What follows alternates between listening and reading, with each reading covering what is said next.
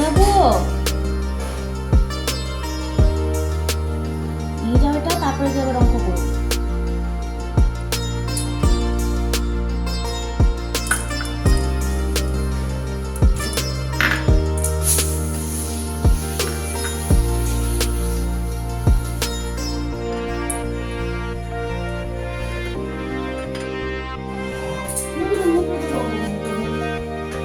যাবে তাড়াতাড়ি যাও, তাড়াতাড়ি যাও, তারপরে অঙ্কগুলো তারপরে করবে। আগে খেয়ে নাও, ওই দাদাগুলো দিয়েছি।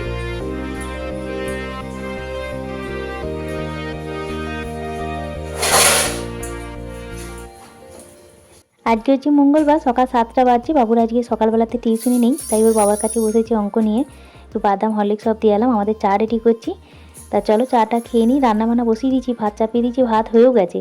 তা তার আগে বলি শুভ সকাল বন্ধুরা। আশা করি যে যেখানে আছে ভালো আছে, সুস্থ আছে, বড় আমার প্রণাম নমন ছোট আমার ভালোবাসা নিও। তাহলে তোমাদের সঙ্গে একটা ছোট্ট করে ব্লগ শেয়ার করি। তরকারি, চলো তো একটু চাটা খেয়ে নিই।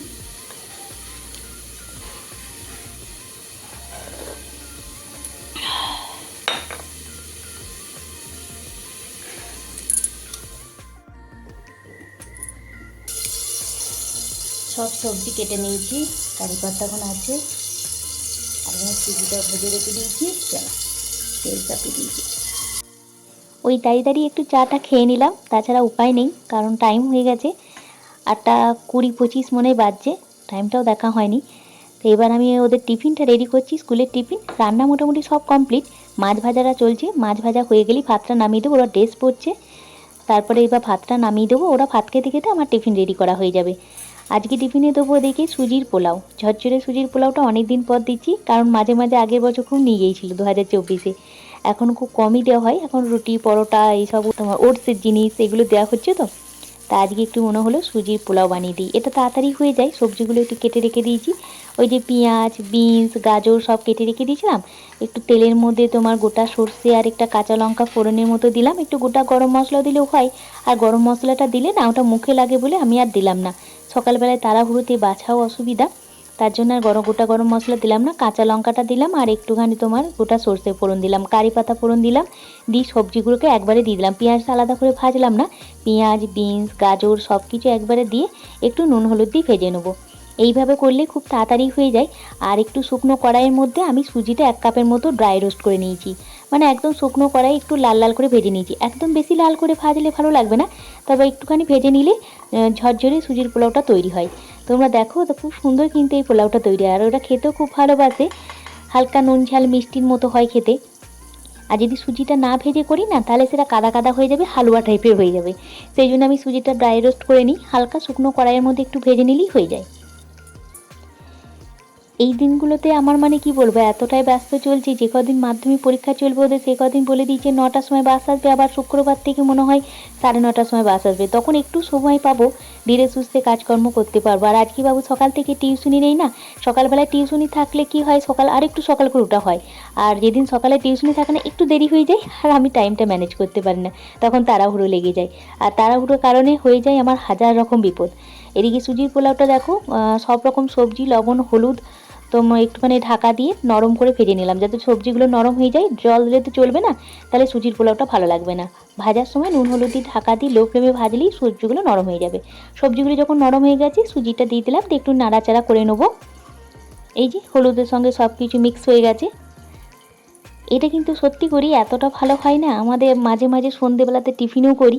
ওই যে তোমার চিড়ের পোলাও, সুজির পোলাও, সিমুয়ের পোলাও, এগুলো খেতে খুব ভালো লাগে।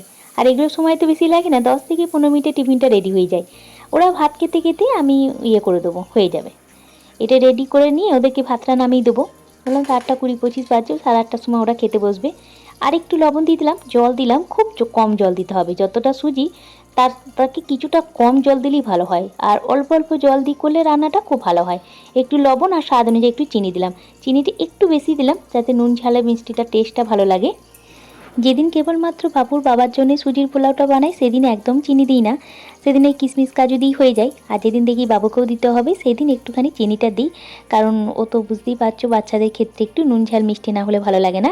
এরপর দেখো সুজির পোলাওটা ঝরঝরে করে হয়ে গেল। খুব কমই জল দিয়েছি, জলের পরিমাণটা তো আমি মেপে দিইনি, তবে যতটা সুজি তার থেকে কিছুটা কম জল দিই। লো ফ্লেমে একদম নাড়াচাড়া করবে, তাহলেই দেখবে সুজির পোলাওটা এরকম ঝরঝরে হয়ে যাবে। কিশমিশ কাজু দিয়ে দিলাম, কাজুর পরিমাণটা একটু কম, কিশমিশের পরিমাণটা বেশি দিয়েছি। বাবু কিছুতেই কিশমিশটা খেতে চায় না, শুধু দিয়ে দাও খাবে। যদি আমি টিফিন বক্স আলাদা করে দিই তাহলে খাবে, আর যদি কোনো খাবারের সঙ্গে মিক্স করে দিই না, বাড়িতে থাকলে বিশেষ করে সব বেছে বেছে সাইডে রেখে দেবে।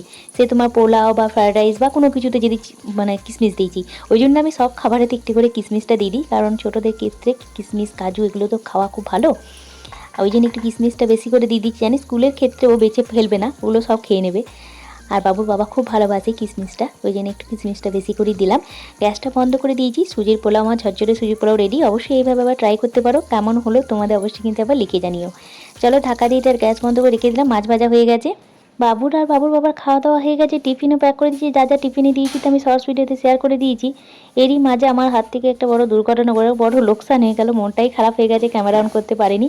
আজকে ভিডিওটা তাহলে এখানেই শেষ করছি। ভালো থেকো, সুস্থ থেকো, বাই বাই, টাটা।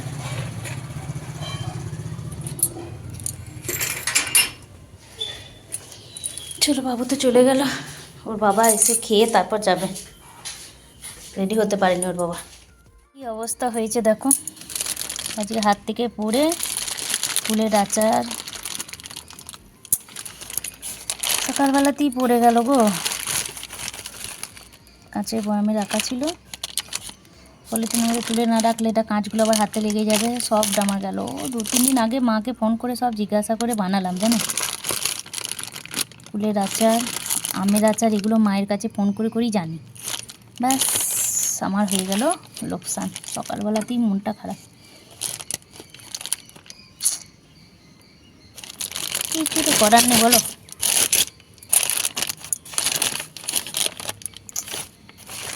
পলিথিনের মধ্যে রেখেছিলাম, আর দেখো কাঁচের বয়ামের ঢাকনাটা ফেলে দিতে হবে। সকাল সকাল নষ্ট হয়ে গেল আমার। এইখানটা করে পড়েছিল, কুড়িয়ে রেখে দিলাম। চলো।